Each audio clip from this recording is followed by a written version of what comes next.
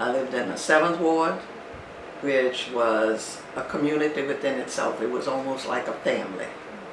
Everybody was very close to each other.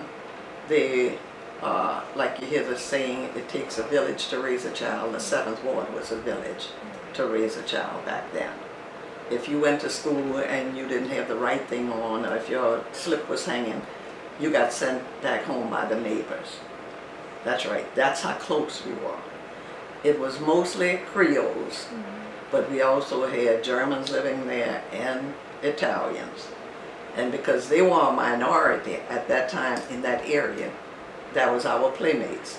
So even though it was a very severe, heavily segregated time, at that time we weren't aware of it because our playmates were all different colors and we were all different colors because of our ancestors. So it was just, we were not really aware, heavily aware of segregation until the late 50s, early 60s.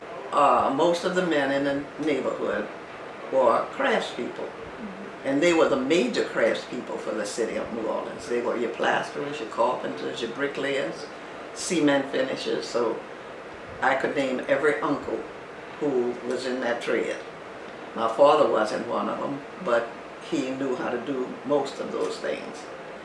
The men at that time helped each other, and most of us owned our own homes, and the friends built homes.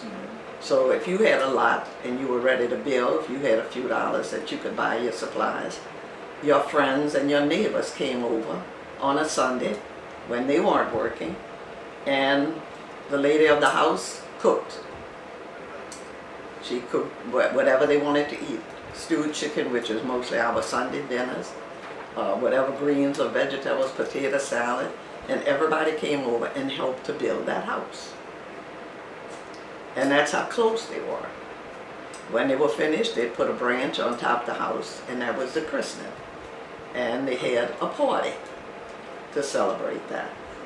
But they were ready. The next guy who got his dollars together, they'd go over to his house and start building his house for him. So like I said, it was a community. And even though we were not related, it was just something that you relied on